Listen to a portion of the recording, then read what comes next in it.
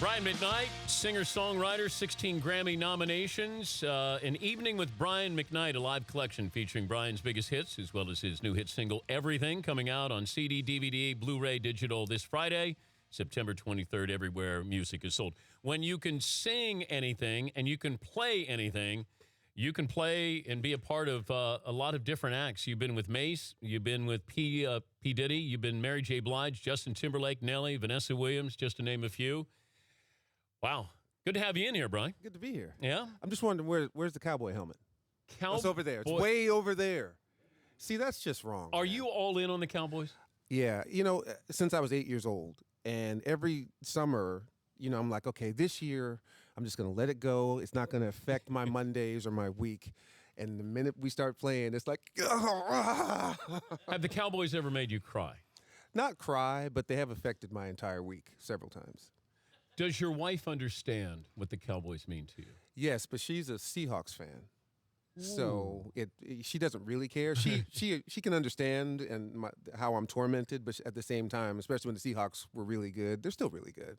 She's like, yeah, well, you know, you could just come and be a Seahawks fan now. Are you all in on Dak Prescott? I'm all in on him until Tony gets back, and then we'll see. I think that for what he's been able to do, I think it's fantastic.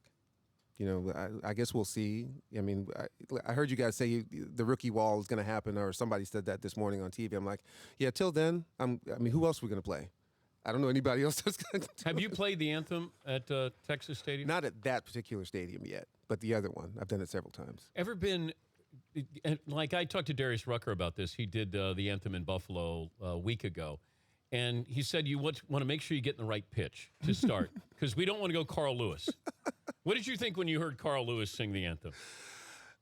Two things. One, he probably shouldn't. Yeah. But then I thought about the other side of it is for people who have never gotten up to sing or talk in front of anyone, the amount of courage that it takes to do that it's so huge. So on the one hand, I'm like, wow, he had the courage to do it, but he probably shouldn't do it again. How tough is it to tell somebody that maybe they shouldn't sing? I won't. I'll have somebody else do it. Yeah, by the way, Brian wanted to correct me. He did play in the ABA, but they brought back the old ABA. Yeah, I'm not sure if it was the original ABA before a second. We had this whole huge tryout. This was probably 10 years ago. And the guy that took me to China, that when I played professionally there, he had a team. And I played 2 games there, and I had to get back to my regular career. You know, but you got paid to play. I got paid to play in China, and when I was finished there, I got another call to go to Mexico. And really, when you play overseas as a guard, you're pretty much there to shoot threes and feed the big men, period, play defense. It's not like you were over there. It's very difficult to go over and be Kobe Bryant unless you're a point guard. If you're a point guard, you have the ball. You can do a lot of different things, but I was just there to feed the big guy and shoot But threes. if I gave you a mulligan, okay, 10-year NBA career or your music career? What kind of 10-year NBA career? Journeyman, sit the bench. You're going to be Tayshaun Prince. Hit a couple big contracts. Give me the 10-year NBA career. You would do that? Yeah. If I still had my musical talent, because I can always play music. Your window of opportunity. No, you don't get to play music. You didn't say that. You're changing the game, Dan. I just changed it. It's my show, Brian. Oh, man, that's a tough one. I'd have to take my career I have now, only because it's the only thing I know. I think that the uncertainties, but then again, NBA contracts are guaranteed. I know.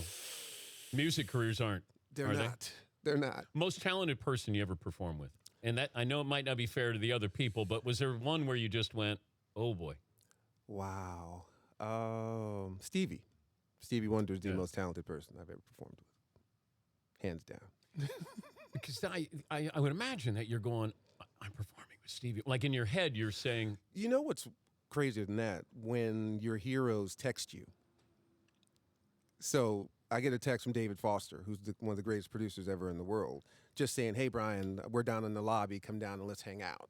That's crazy. Or you get a text from Stevie Wonder, which is really crazy because you know he's not there on the phone. He's got some sort of apparatus that allows him to text. Yeah. So it's those kind of things. It's not necessarily the performing because that's what we do. It's just the other things. You know, I used to listen to this guy when I was 10. I studied him. I did it. And now he's my friend and been my friend for 20 years. And he looks at me as an equal. That's the part that's really crazy. Explain this to me, and I don't know who has control over this. When a song ends abruptly or when a song fades out, who makes the decision whether it ends cold or fades out?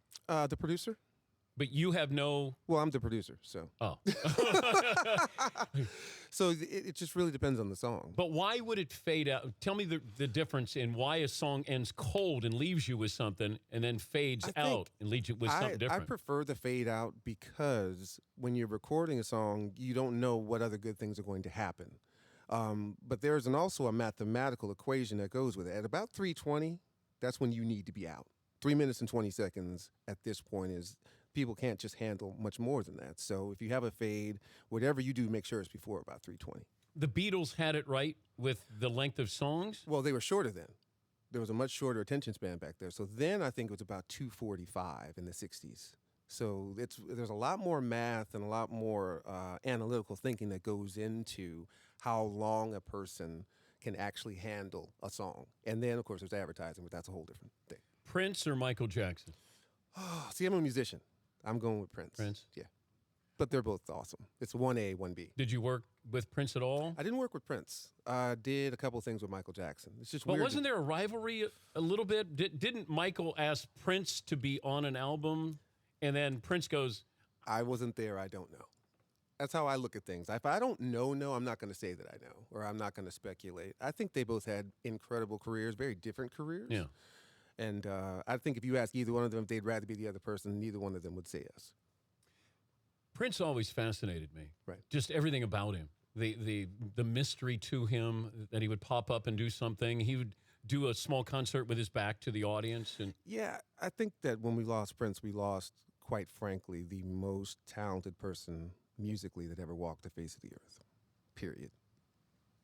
Done. There's no discussion beyond that. It's not even close? Not even close. Who would be number 2 on that list? Maybe Stevie Wonder, I think. Body of work, when you think of their entire body of work and what they've meant to people around the world. I think Steve, this is just my opinion. I mean, everybody has their, the Eagles, all those guys all together just really, well, I'm sorry, I got corrected this morning. Eagles. They're not the Eagles. Eagles, it's yeah. Eagles. The Beatles' place in history, or the Stones, or rock and roll's place in history? Are you a fan of? I am. I'm a fan of the songs. I'm a songwriter, too. Well, what about Dylan and his ability to...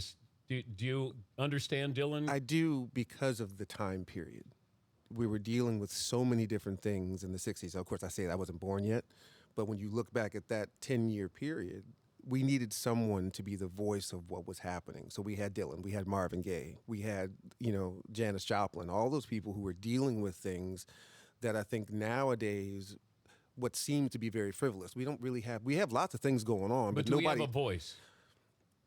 Not through music. But why don't we have a voice now, or voices now, when it seems like it's just as turbulent now as it was in the 60s? I think people are afraid. People are afraid that if they do that, it may affect their career in some way. And I think that's the wrong way to look at it. I think when you look at what Kaepernick is doing and how maybe you don't agree with his method, but we sure have been talking about it for a while when we weren't even talking about the things he's talking about before he did it. I think that's the way people really need to look at it. When we come back, I'm going to ask Brian about his relationship with Kobe Bryant, LeBron James, and Steph Curry. And also, you're going to hear one of the great voices in music. The Dan Patrick Show, weekday mornings on Audience.